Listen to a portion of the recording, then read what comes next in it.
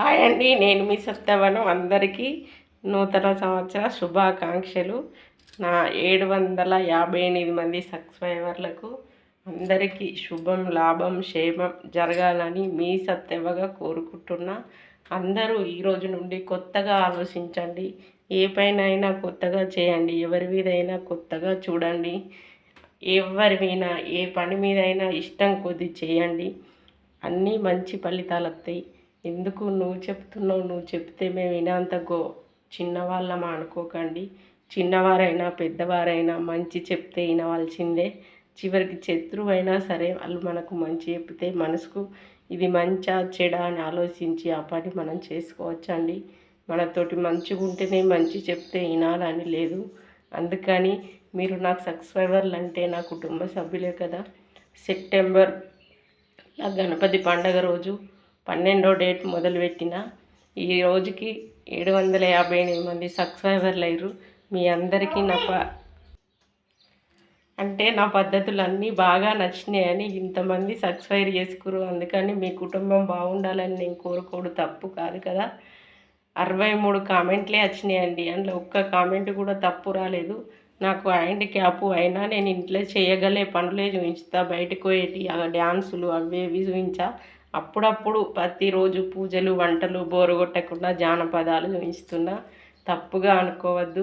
నాకు హ్యాండిక్యాప్ అంటే నడవడం అవి ఇవి చూపిస్తలేను కదా. నాకు నేను ఫోన్ పట్టుకొని నడుచుడు, వీడియో తీసుడు చేయరాదు కాబట్టి అవి నేను చూపిస్తున్నా. ఈరోజైతే నా సంతోషం కొద్దీ చిన్న మెడిసిన్ సంబంధించిన ఆయుర్వేదిక్ అది నేను ఒకటి కషాయం చెప్తా వినండి. మీకు ఎవరికైనా జలుబు దగ్గు లేచి ఊకే హాస్పిటల్కి పోయి టాబ్లెట్లు వాడొద్దండి. మా ఆయనకు హాస్పిటల్కి పోయి ముక్కులో గాలి కొట్టేది కూడా తెచ్చుకున్నా, ఆ దగ్గు పోలేదండి. నేను చేసేది రోజు కషాయం. అది ఎందుకు పెడతానో వివరంగా చెప్పు అని అన్నారు. అందుకే ఈ పెద్ద వీడియోలో చెప్తున్నా. నేను చేసే కషాయంలో ఓమ, కొత్తిమీరలు, అల్లం, తులసాకు, మిరియాలు, ఓమ ఇవి కలిపి మా ఆయనకు పెద్ద గ్లాస్ నీళ్ళు చిన్న గ్లాస్ అయ్యేదాకా మసలబెట్టి ప్రతిరోజు 2 సార్లు పోతున్నా. ఎలాంటి ముక్కుల శ్వాస వెళ్ళకపోవడం కానీ దగ్గు కానీ లేవండి. మా ఆయన చేసేది అమాల్ పని. ఆ బియ్యంలో బాగా దుమ్ము ఉంటుంది. 2-3 రోజులకు ఒక్కసారి దగ్గుతుంది. ఇంకొక విషయం చెప్పాలనుకుంటున్నానండి. ఇంట్లో గెలిచి రచ్చ గెలాలన్నావు కదా, ఇంట్లో ఏ విధంగా గెలవాలక్క అని అడిగిండు. ఎందుకంటే ఆ 758 మంది సబ్స్క్రైబర్లల్లో ప్రతి ఒక్కరు ఏ ప్రశ్న ఇచ్చినా సమాధానం చెప్పాలి కదా నాకు తెలిసిన మందువల్ల. అందుకని చెప్తాను, ఎవరు తప్పు పట్టద్దండి. ఇంట్లో గెలిచి రచ్చ గెలాలనే దానికి అర్థం మన ఇంట్లో భార్యతోటి పద్ధతి బాగా లేకున్నా భర్త విలువ పోతుంది, భర్తతోటి పద్ధతి లేకున్నా భార్య విలువ పోతుంది, పిల్లల పద్ధతి లేకున్నా విలువ పోతుంది. ఇంటి శుభ్రత, ముగ్గు, స్నానం ఇలాంటివి లేకుండా ఎదుటివారు చెప్పాలంటే మన ఇబ్బంది అవుతుంది. ఆ విషయంలో కూడా విలువ పోతుంది. ఎందుకంటే మన ఇల్లు, భార్య శుభ్రంగా తల్లి తండ్రులను, కుటుంబ సభ్యులను బయటికి వెళ్ళకుండా ఏదో చిన్న చిన్న సమస్యలు వస్తే లోపటే సర్దుకొని పోయిన వారికే బయట రచ్చ గెలిచే అవకాశం ఉంటుంది.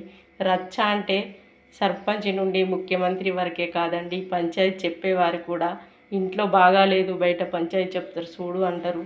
ఈ విషయం ఎందుకు బాగుండదంటే మన ఆడవారి వల్లనే అండి. అప్పుడప్పుడు అనారోగ్యం వస్తే తప్పు లేదు. కాకపోతే మనం చేసే పనులు మనం కరెక్ట్గా చేయకపోవడం వల్ల మన భర్తలు ఎంత గొప్ప స్థితిలో ఉన్నా వారికి చెప్పగలిగేంత హక్కులు లేకుండా చేస్తున్నాం. మనకు చేత కాకపోతే మధ్యాహ్నం పొద్దంతా వండుకుంటున్నాం.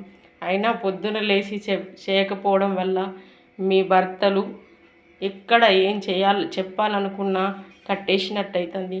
అది ఎవరి వల్లనండి? మన ఆడవాళ్ళ వల్లనే. భర్త బాగుంటే సంపద ఎలా బాగుంటుందో, భర్త మంచిగా పని చేసి సంపాదించుకొస్తే భార్య కూడా పొద్దున లేచి ఇల్లు శుద్ధి చేసి స్నానము, పూజ, వంట ఎవరి పనికి వారితో లేచి చక్కగా ఉంటే మగవారికి కూడా అంతే విలువ ఉంటుందండి. నేను చెప్పేది నువ్వు చెప్తున్నావు, చేయగలుగుతున్నావు అంటే నేను చేయగలిగినంత చేస్తున్నా. నా భర్త అమాలు పనిపోతాడు, వంట చేసి సర్ది పెట్టి పంపిస్తున్నా. అందరూ నా భర్తలా ఉండాలని నేను కోరుకోను కదా. గొప్ప గొప్ప పదవిలు చేయగలిగే వీలుండి కూడా ఆడవారి వల్ల ఏమీ సాధించలేను అని మనసు చంపుకొని బతికే మగవాళ్ళు ఎందరో ఉన్నారు. వారి కోసమే నేను చెప్తాను. మంచిగా ఉంచుకోండి. మీ పిల్లలను, ఇల్లును, భర్తను అందరి విలువ కాపాడండి. తప్పకుండా ఆ దేవుడు శివ కుటుంబంలాగా ప్రతి ఒక్క కుటుంబం ఉండాలని కోరుకుంటున్నా. కష్టపడ్డవారే ఎవరైనా గొప్పవారవుతారు. సుఖపడ్డవారికి రోగాలు ఎక్కువ, కష్టపడ్డవారికి సుఖాలు ఎక్కువ. అంటే ఎప్పుడు తింటూ పండుకుని ఉంటే రోగాలే ఉంటాయి. ఎప్పుడు కష్టం చేస్తూ ఉంటే ఏం తిన్నా అరిగిపోయి ఆరోగ్యం బాగుంటుందండి. దీనికి అర్థం నేను మీ సత్యవను. ఎవరైనా నన్ను తప్పు పట్టద్దండి. ఎందుకు అంటే నాకు తెలిసినవి నేను చెప్పాలి కదండి. నేను ఛానల్ పెట్టుకున్నా కాబట్టి. అంతకుముందు నేను ఏ పద్ధతిలో మెదిలినా మీకు ఎవ్వరికీ తెలియదు. ఇప్పుడు ఛానల్ పెట్టుకున్నా కాబట్టి ప్రతిదీ నేను ఇంట్లో చేయగలిగేది నాకు తెలిసింది నేను అన్నీ చూపించాలి, చెప్పాలి కాబట్టి చెప్తున్నా. నా పద్ధతిలో ఏ పద్ధతి మీకు బాగలేదనిపించినా దాన్ని వదిలేయండి. బాగుంటుంది అనిపించింది పాటించండి. ఈరోజైతే కొత్త సంవత్సరం శుభాకాంక్షలు మరొక్కసారి అందరికీ చెప్తున్నా. శివ కుటుంబంలాగా మీ అందరి కుటుంబాలు ఉండాలని కోరుకుంటున్నా. ఏ సమస్యలు లేకుండా.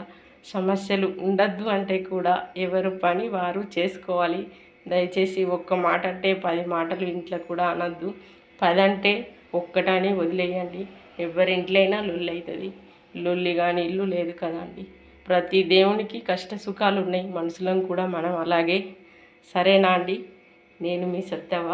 తప్పులు ఏమన్నా ఉంటే క్షమించండి. ఒప్పులుంటే సంతోషపడండి. బాయ్ అండి.